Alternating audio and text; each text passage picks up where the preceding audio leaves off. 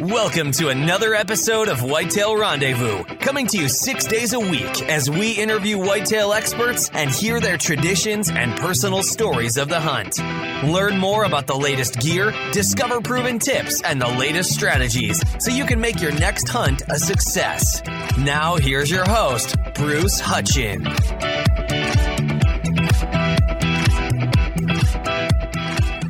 This is Whitetail Rendezvous Podcast, episode number 288. Welcome to another episode of Whitetail Rendezvous. This is your host, Bruce Hutchin, and we're heading down to North Carolina, actually Salisbury, North Carolina, and we're going to hook up with David Hinceman. David is the president of Hands of a Sportsman and also on the board and helps direct Pass It On Outdoors.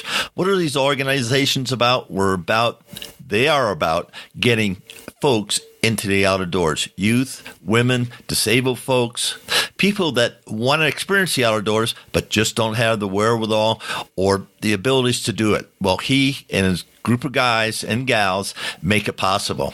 They've been filming for a number of years and they've got their films up. He's going to talk to you all about it. But folks, sit back, relax, and enjoy hearing David Hinceman, a man who's making a difference. Hey, listeners, don't forget to text 33444 Food Plot for your free Food Plot ebook.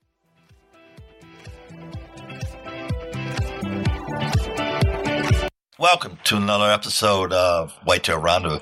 This is your host, and we're going to head south. We're going to head down to the Carolinas, in fact, and we're going to visit with David Hinceman. He is the president and CEO, director of Pass It On Outdoors. David, welcome to the show.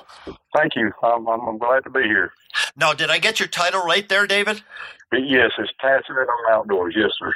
All right. Now, before we get into Pass It On Outdoors and your bio and everything and the picture, that's one fine whitetail, and I don't think that's a bean field down south. Where the heck was that buck? No, that was in Canada last year. There's a pretty big story behind that deer. 2 years prior to that, I was going on my dream hunt to Canada, and had always wanted to go. We got up there, and we were actually a day and a half into the hunt. And the guide rides back in. He said, "You need to call your wife." I said, "You mean me?" He said, "Yeah, you need to call you." I said, "So you're telling me I need to leave right now and call my wife?" He's like, "Yes, sir." I said, "Do you know what's wrong?" He said, "Nope, sure don't. All I know is I got a text from my wife that your wife called and you need to call home." So we went back to the lodge, called my wife, and found out that my mom had passed away that morning. So we had to load everything back up and fly back to North Carolina. The outfitter was kind enough to let us come back 2 years later. Went back, actually harvested that deer within 1 day of 2-year anniversary of my mom passing. At the exact same time that the guide rode in to tell me to call my wife, that buck walked in. So I think my mom was with me. She wasn't that kind to me this year, but she was definitely with me last year. Yeah, because it's just the hoss. And anybody, if you hunted up north of the border and some of those deer, I remember the first buck that I ever killed in Canada, the outfitter said, "You're going to see the biggest body deer you've ever seen. They look like steers." And I go, "Okay." And he said, because of that, they have huge horns, but the horns shrink because of the size of the body. Absolutely. You just not have seen it. So listeners, and why I throw this out is if you do ever get a chance to go up to Canada and hunt some of these, bucks in that brush country and ag country up there, be prepared to see, 300 plus size deer, full shoulders, and they're immense. And you have to look at the horns over because it might be a 150 and it looks like comparable to you or 125 or something like that. Right.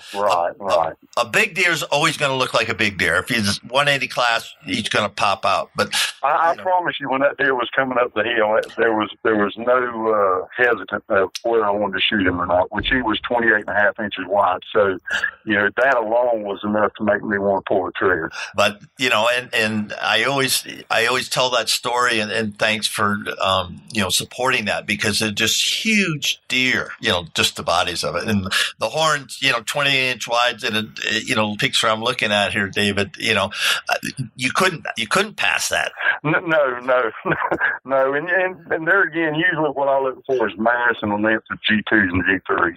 That's always a dead giveaway. I mean, the body can be 300 pounds, but, I pay particular attention to mass and the G2s and G3s. And usually that's a dead giveaway. Well, congrats on just a world-class deer. Let's get back to talking about, passing on outdoors and why you're so passionate about that, and what our listeners can do to get involved or at least think about passing it on. Well, I mean, for me, it was growing up without a dad, really. My dad left when I was about 2 years old. My mom had to play the dad role and the mom role. I was very fortunate to live with my grandmother and my grandpa for about 11 years. So my grandpa became the shirt tail that I stayed on, as I was growing up. And luckily, he hunted, squirrel hunted. So that kind of kept me in the outdoors and basically played a role of building the passion of just loving the outdoors. Now, as I'm older, I found that I like sharing that tradition like my grandpa did with other people, kids, disabled. We do a lot of disabled hunts with veterans, terminally ill kids, kids in general, able-bodied kids that they want to go, they just don't have the way to go. And so that's what Pass It On does is gets involved and gets kids out there or disabled people. It does. Usually our show is about 50% to 75%. It's generally not about us. It's about other people and the struggles they're going through.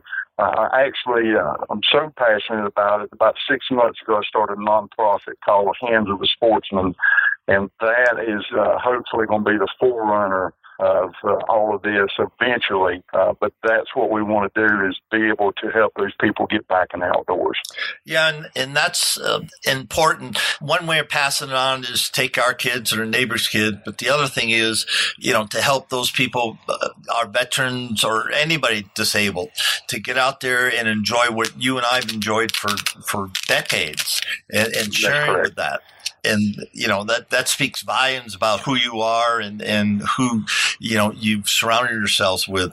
And, talking about that, I have people all the time send me an email or something or text me and say, what does it really take to put a program together? And I tell them about the podcast, and podcasting is a lot of work. This is the fun part, the interviews and the shows. But after that, you have hours and hours. And I figured for every 30 minutes of shows, I probably got close to 5 hours of total work, from beginning to end. What's it like on the filming end? Well, fortunately, we have some outstanding videographers that kind of put up with me when they first started out, because, they were green as I was green when I first started filming. So film work is the number one key in my book. Good audio, excellent B-roll. And when I say B-roll, you've got to have something that fills the time from, when you get in the stand to you see a deer. And that has to be creative. So we use GoPros, we use DSLRs, we use the NX5Us, which are the bigger cameras. Drones now that's coming on the scene. And then once you capture all of that and you say, okay, I think we got a hunt, then you got to start putting it together. And most of the time, I'll have about 50 hours in a 30-minute show. Now, I'm not, I didn't go to school for editing. Everything's self-taught, so I'm a little slow, and I like to take my time. But when I'm done, I'm really proud of what we've created just from 200 different clips. You've built a story. Yeah, and that's the thing I tell everybody, and you keyed in on it. You got to tell a story. I have a good friend, Judd Cooney. I've hunted with him up there in Iowa, and he's taken hundreds of thousands of pictures. If you just Google him, you'll see the work he's done, both in pictures and writing. But he says pictures tell the story. The words just fill in the blanks. Absolutely.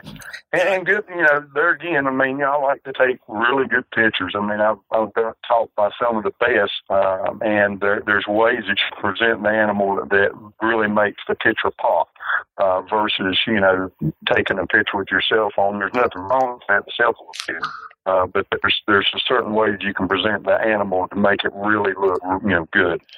So, I tell people, you've got to make so many mistakes before you get good. You don't get good by just, going out and doing it. It's error, and then you go, oh, that's good. And so you do more of that's good. That's correct. And you got to build a bit on the good spots. But, man, you got to go through hours, as I have with the podcast, trying to get it to tell a story. And if each of my shows tell a story, then people go, hey, that was good. I learned something, or I heard something, just like we started off the show with your story about your buck. I mean, people love stories. It is. You have to tell a story. The last thing you want is the show to start off with you sitting in the tree. And for us, going on a trip, there's a lot more information that you can obtain because you're on a 2 or 3 day trip, or like the Canadian hunt, it was a 6-day trip with 5 different cameras each day. So you have to go through all of that and say, okay, this is what I want to use. This is what I want to use. This is what I want to use on chunkiest. I like this. I like this. So, you have to put, it's sort of like doing a jigsaw puzzle. You just kind of put the pieces of the puzzle together until you have a finished product. And how many years have you been working at it? I started the show in 2009, but I actually started filming in 2005. So I filmed for an outdoor show for about 4 years before I started mine. And I think that's really what helped me advance the show a little bit quicker, is because it really, really boils down to film work. I mean, you can have the best editor in the world, and if he doesn't have the information he needs to produce a show, it's not going to be a good show. Yeah, and that just echoes the small snippet what I do with my 30-minute segment. Some are real good and some aren't so good. It's because of the content, and that's on me because I got to ask the right questions, and that's correct. I've got to get the flow of the show, and if I don't do that right, then it doesn't matter how good you are. You've got all this wealth of knowledge, and I didn't open up that can, and that's on me. That's correct. Let's talk about hunter safety, and I'd like you to share that story you shared in the warm-up about what happened to one of your friends. Well, I think as a hunter, all of us, 10, 15 years ago, really, we never thought about tree stand safety. I can remember the days when we shimmied the tree in old baker stand and had a little strap around our waist that hooked the tree and thought we were safe. We weren't safe, because all that's going to do is when you fall, it's going to suffocate you to death, because that tightens up on you. We had a friend about 4 weeks ago, and you would think with all the information out there now by all these safety harness companies, trying to help people come home safe that hunt. This gentleman, got in a climber just like we do every day, and had harvested a deer and got excited and didn't have his harness on and fell out of the stand and was killed. He was on my mind really heavy one day, and we went hunting that afternoon. And when we got up in the stand, we were doing the first interview, and it just started spilling out of me. I was like, man, I went home and I kind of put it together and edited it out, and I thought, man, this is pretty strong here. So Hunter Safety System is one of our sponsors, so a contact marketing guy there. And I was like, will you look at this, man? Tell me what you think about it. Well, make a long story short, not only did he email me, he emailed the owner of the company and another lady and called me. He's like, David, this speaks volumes. I mean, on where the direction we want to go on tree stand safety, and make people aware that, just because you're in a climbing stand don't mean you're safe. You need to have a harness on, and you need to be hooked to the tree from the time you leave the ground to the time you get back down. So, if anybody wants to, watch that video, we're on Vimeo, it's on Facebook. You can go to passingitonoutdoors.com. We can get it on there. So I'd really like people to watch it. I think last time I checked, we had about 30,000 views thanks to Hunter Safety System, just trying to get the word out.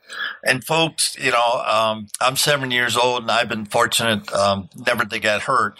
But I've been in some situations that all of a sudden I'm wide awake, then all of a sudden I am awake, and I go, oh, in that time that I was sleeping, who knows, what could happen? And I didn't have a safety strap on, but now I do, and And the other thing we were talking about the safety ropes. Now, let's talk a little about that safety rope and what's the name of that knot that you put in so it doesn't slide down on you? It's a present knot. For the climbers, hunter safety system has a rope that actually goes around a tree, and it will open and close manually as you go up the tree. Now, for lock-ons or hang-ons or whatever people want to call them, there's a product out there they make that's called the Lifeline, and that line runs from the ground all the way above the lock-on. So that present knot will actually slide up and down the lifeline. So you connect when you get ready to climb, and then it keeps you connected climbing. And most of the falls will happen as you're getting in the stand. So, if people think, well, I've got a harness on, I'll climb up and then I'll connect once I get in the stand. That's not going to save you. You need something that will stop you from hitting the ground. And the Lifeline does that.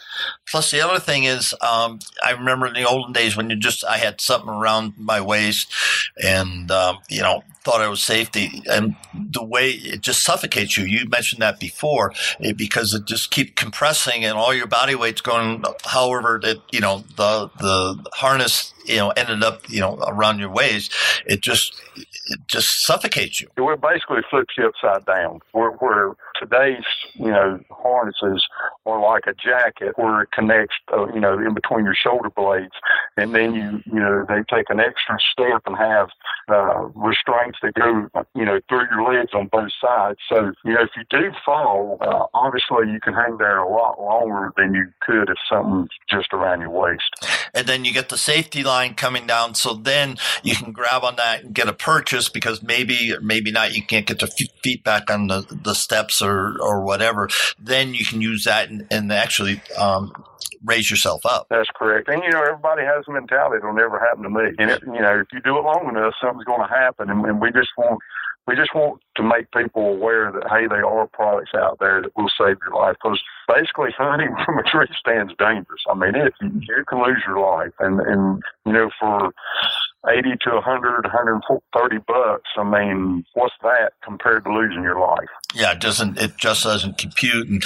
And to all the ladies or the wives, girlfriends, wives, the best present you can get if your husband, boyfriend doesn't have a safety harness, at today's standards, then just buy him one. And absolutely, when he opens it up to say, I love you and I want you to come back every time you go out, I want you to come back, and I don't want the reason to be you don't come back is that you didn't have a safety harness. And so, I've even thought of going, just get a accountability statement. I, Bruce, do swear to Kathy that I will put my safety harness on every single time I go up in a tree stand. Well, Take that and run. It sounds a little mushy, but I mean, this gentleman had a wife and 2 girls, and I hope he'll see them on the other side. But I mean, he ain't gonna ever see his kids again. He ain't gonna ever see his wife again. And that's a shame that the gentleman just didn't take the time to buckle up that one afternoon. And there again, people think, it ain't going to ever happen to me, and it can.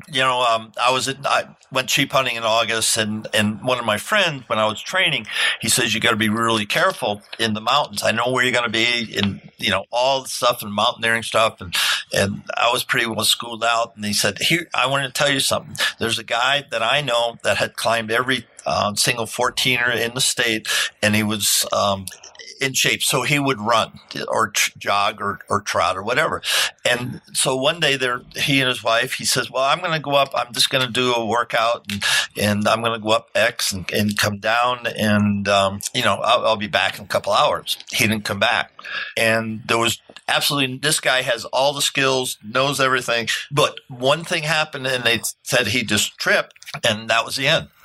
And there's a guy, that's done it more times than anybody else, almost in the state. And my friend said, Bruce, you're not that good. 2, always, always, always give yourself a way out. No matter what you're doing, he says, you got to do that, because I know you and I know, the mountain. But you just got to take your time and always give you yourself a way out. So, as we're sitting here, David, run with that, pass it on, and, maybe start something with that and say, hey, get a covenant between husband and wife, boyfriend, girlfriend, moms and dads with the kids. And so people, I think that could get some legs for it, because you got a great story. I mean, it's sad. Well, I'll tell you what we're doing is we do a disabled hunt every year. And it was actually in 2 weeks. And this gentleman that lost his life was one of the guides. So we've raised enough money that we're purchasing 125 harnesses for everybody involved with the disabled hunt. Wow. So you start adding up all that money. I mean, if a harness costs $120 times $125, that's a lot of money. Yes, sir. But there again, I mean, it might save somebody's life. Yeah, and just one, it doesn't compute, That's correct. Just one person, and I had a friend, I have a friend, Peter Kummerfeld, in Outdoors Safe, and he has a simple kit for people in the mountains. And he says, if I could save one person's life, have them see the next sunrise, then I've done my job. And that's what he talks about at all his shows. And as he travels around the country, he says, every once in a while, a guy come up to me and say, I want to thank you. I'm here today because of what you taught me. Right. And that's what we got to do, folks. And yeah, we're hammering this pretty hard, but I want you to celebrate your next birthday. I want you to celebrate your kid's birthday, your girlfriend's birthday, your mom and dad's birthday, Christmas and Thanksgiving, your favorite football team. I want you to be able to sit back with your guys and drink your beer or whatever and enjoy the game. And if you don't do these things today with all the knowledge, then it's a shame. Well, I think we've made an impact with the video. I've had about 10 people come up to me or text me. It's like, you know what? I'm gonna wear a harness from now on, which tells me they wasn't wearing a harness. And you would think there again, with all the information out there, with all the statistics, with everything we're trying to do, promote hunting safely, that people would, I mean, if I could sell you a suit right now for $120, I could guarantee you 99% of the time you wouldn't get busted in the deer stand. Almost every hunter would buy it. No question about it. But I can't sell you a harness that's going to save your life. It's the old adage, not going to happen to me. It's not going to happen to me. And we don't want it to see it happen to anybody, but unfortunately, it does happen to people every year. Hey, let's switch it up and let's talk a little about hunting. How's your hunting season this year? What's going on? What's happening with it's been a little slow. I've got about 6 people. Kristen Kiger helps me a lot. He's one of our staff members. Brandon Curran is our other host.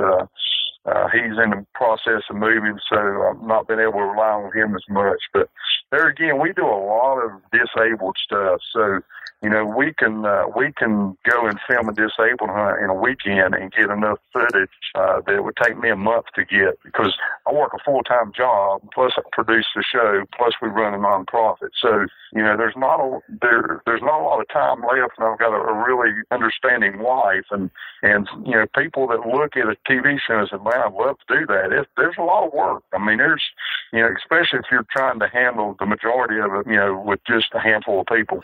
Yeah, it's going to be a challenge. Now, have you gotten out this year? Have you hunted this year? I went to Canada last week, and it was really, really hot, and didn't get anything. We shot a few does, and we filmed some disabled hunts.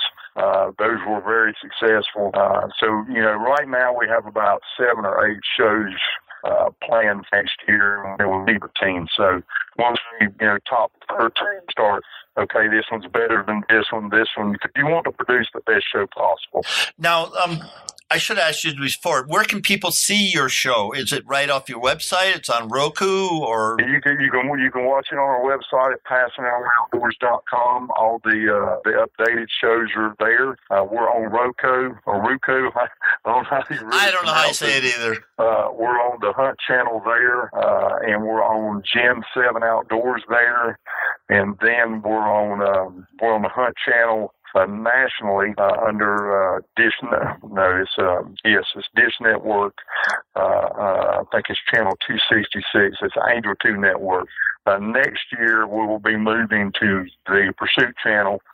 which is a little step up. Before the Hunt Channel, we were regional with Fox Sports South for about 5 years. So you got a pretty wide base of publication or viewership.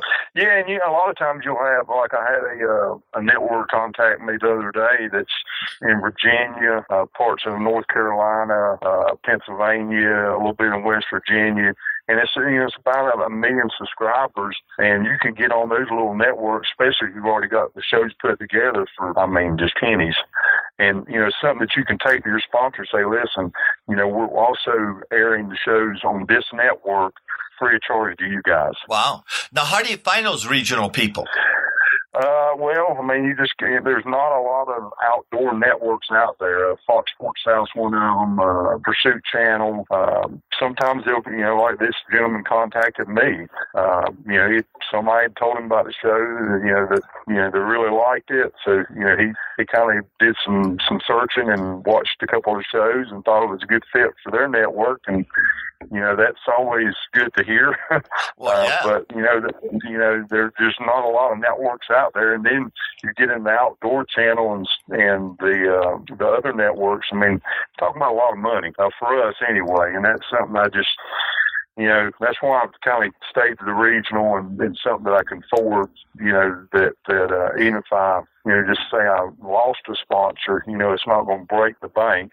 But you go to the Outdoor Channel and you lose a sponsor, that's $15,000-$20,000. That's a lot of money to me. So I try to stay within my means and try to get the best value for the sponsors and try to make it all work, just like every other business.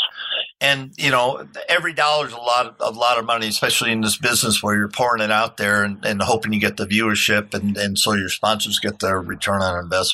Let's talk about Hands of a Sportsman. We haven't talked about that. That's a 501c3 nonprofit. So where is that different than Pass It On Outdoors, or basically is that the? It's the same thing I've been doing. I just want to take it to another level. Basically, what the website, we're going to launch it in the next 2 days. Been working on this for 2 years. But what we're trying to do is pair up those hunters with landowners, because those people want to hunt. The problem is they don't have the connections to find those landowners that will allow them. Plus, you can't take somebody in a wheelchair and just take them out in the woods and set them and say, okay, see, everything has to be scheduled and planned, and we did our first youth hunt here in our county this past hunting season. North Carolina allows us to do a gun hunt, youth hunt during our bow season. So it's 1 day, and we had a company, and it's called the North Carolina Land Trust for North Carolina. And they own land all over North Carolina, but they had a 400-acre tract that allowed us to go in there. We purchased blinds from a blind company. We went in there, and we can legally bait here in North Carolina, so we baited, and then we had this awesome hunt. There was kids there that never went hunting. They shot their first deer, and there was some that had been hunting that never shot a buck. They got to shoot their first buck. So there's a lot of opportunity there. We just need to make sure we're pairing up those hunters with the right landowners. So once we get people registering, our system will pair up demographically where those hunters are and where those landowners are.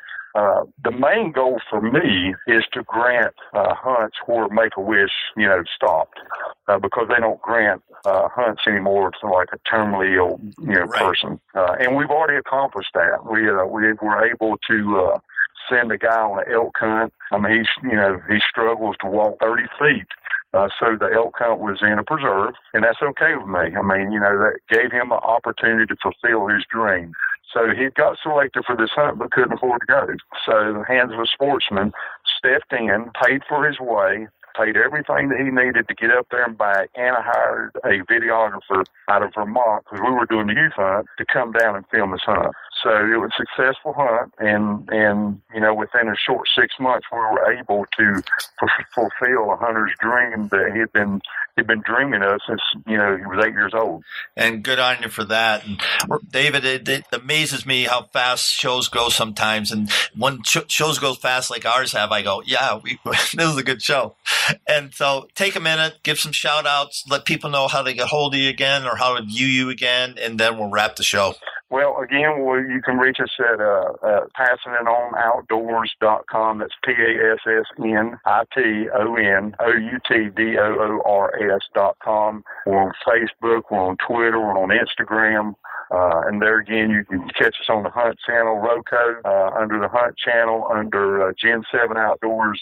Everything's there. Well, David, on behalf of thousands of listeners, we were over 90,000 listeners on Monday throughout North America that listened to Whitetail Rendezvous. I want to thank you, Hands of Sportsman, and as well as Pass It On Outdoors, because you're making a difference. And as we talked about, make a difference in one person's life. You don't know how many people you just touch. So thank you so much for what you're doing. We really appreciate it. Thank you.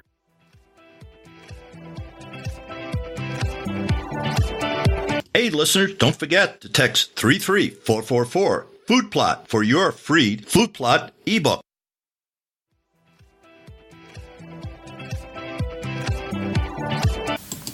Hey, folks, you are in for a treat. Sean Greathouse, a DIY hunter, has taken all Colorado Big 8. He's on his Super Slam for the Big Ten in North America with a bow DIY. You're not going to want to miss this because he shares his secrets about getting 196 Eastern whitetails on the show. So listen up. It's going to be a good one.